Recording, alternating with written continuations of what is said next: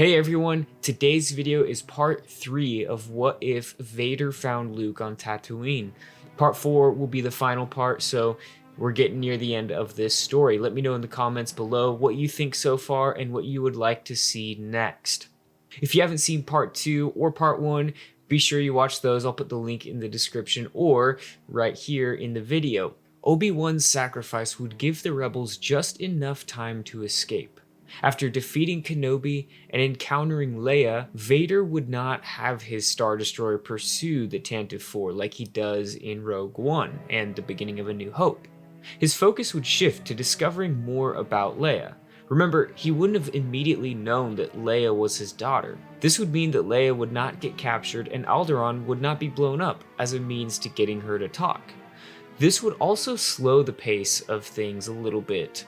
The rebels would have more time to gather forces for an attack on the Death Star because the Millennium Falcon would not have a tracker placed on it after they rescued Princess Leia. Actually, come to think of it, without Luke and Obi-Wan's need to get from Tatooine to Alderaan, Han Solo, Chewbacca, and the Millennium Falcon would not even be in the picture at this point. But that's not to say there isn't an entry point for them later in the story. The Empire suffered a loss on Scarif. The Death Star plans were stolen, and key rebel leadership escaped. Military leaders like Tarkin would move to deal a critical strike to the rebellion. Tarkin would decide that a demonstration of the Death Star's power needed to be displayed for the galaxy. Former Senator Mon Mothma was a known leader in the rebellion, and I think that without Leia being captured like in the original timeline, Mon Mothma may have been the logical target for the Empire. Instead of demonstrating the planet-killing abilities of the Death Star on Alderaan, I think that the Empire would opt to destroy Mon Mothma's home planet of Chandrila. Obviously, any planet that is blown up by a giant battle station is a statement that incites fear throughout the galaxy. But the destruction of Chandrila would be a crippling blow to the rebels. So in our story, the Death Star would move into orbit above Chandrila and go ahead with destroying the planet. But I think that the destruction of Chandrila would be the catalyst that sends Luke Skywalker to the light side. Luke had Padme's natural compassion toward people. Even a decade of training in the ways of the Sith hadn't changed that. Witnessing an entire planet be destroyed would remind Luke of the horrible day when Vader murdered his aunt and uncle and took him from Tatooine. But Luke would not be able to turn on Vader easily. Luke would be faced with an issue even if he was successful. The rebellion would not immediately trust him.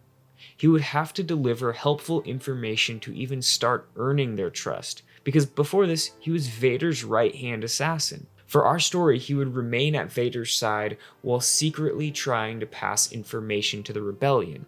Also, for this story, I think it would be likely that Palpatine arrives on the Death Star to witness the destruction of Chandrila.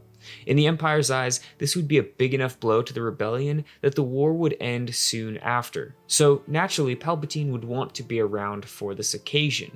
After Chandrila was destroyed and Mon Mothma was killed, Leia would feel like she had failed as a Jedi. In her mind, she was supposed to have been powerful enough to stop the Empire and save the rebels. At the very least, she should have been able to protect the leader of the Rebel Alliance. In this dark moment, Obi-Wan would appear as a Force ghost and tell her that returning to Dagobah and Yoda would provide some answers for her.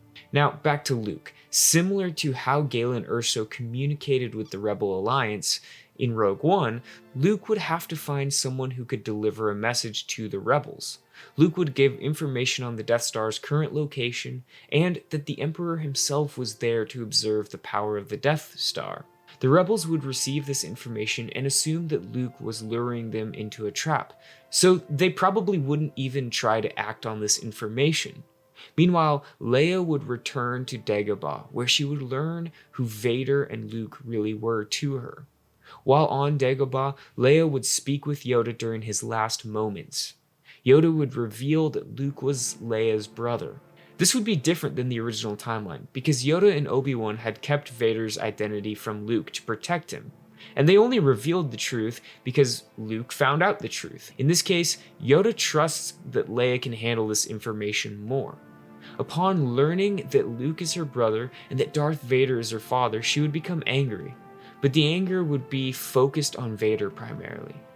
Just like Luke had sensed the good in Vader in the original timeline, Leia would sense the good in Luke, but her hate for Vader kept her from sensing any good in him. Leia would leave Dagobah as the last hope for the Jedi. She would leave to turn herself into Vader in order to get near to Luke. Leia believed that with Luke's help, the two of them could defeat the Emperor and Darth Vader. But before turning herself in, Luke would vouch for the information that Luke had provided through his messengers. Leia would have enough clout within the rebellion that people would listen and act on this information if she vouched for it. So as the rebellion gathered their forces with the Death Star plans and the location of the Death Star, they were ready to blow up the Empire's battle station and hopefully kill the Emperor in the process. While they gathered their forces, Leia headed for the Death Star alone. We're going to end this part and continue it in the next part. So let me know what you'd like to see. Let me know what you think will happen in the comments below.